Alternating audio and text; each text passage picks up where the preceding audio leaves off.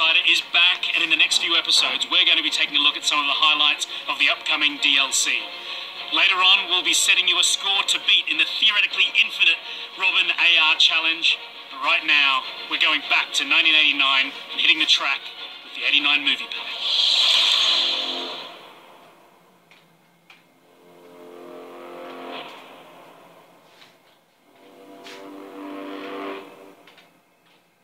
It's been a while, but we are back on the couch that must not be named, and I'm joined by Jody and Adam, and we're going to be looking at the upcoming DLC featuring the epic and awesome 89 Batmobile, the Batman skin, and the tracks that come with it.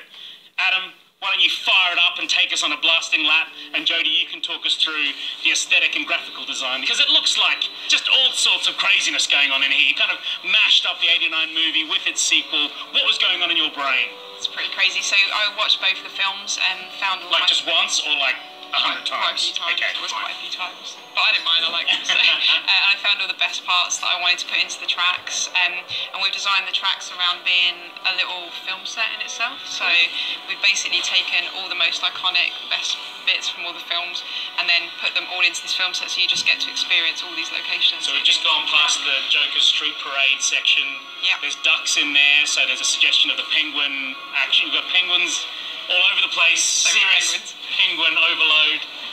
And how did it work for you? Like, you're watching the movies and you're sort of thinking, oh, that could make interesting gameplay, or that could look sweet. We let it inspire the art for the tracks, but also the design as well. So like for this room, for instance, it was the penguin lair from the second film. And there's this giant mural here. And basically I was looking at it in the film thinking, wouldn't it be cool if you just get to drive up it and then it can collapse as you go over it, and we added all these amazing VFX and cool penguins everywhere. So yeah, it really inspired that and all the way through. Awesome. It looks like a serious challenge as well. Adam, you are sweating while you're driving through this, but nicely handled. You can sort of see the difference between this Batmobile and the Batmobile from the main game as well. Like, from a design perspective, how was it creating a track for a different Batmobile than the one that we've been working on for so long? Well, it's longer and narrower than our car from the main game, right. So we could use that in the tracks. We could have more obstacles that require you to get through smaller gaps. Yeah.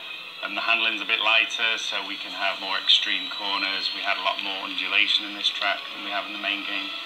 So it's just using those elements of the car and feeding them into the track design.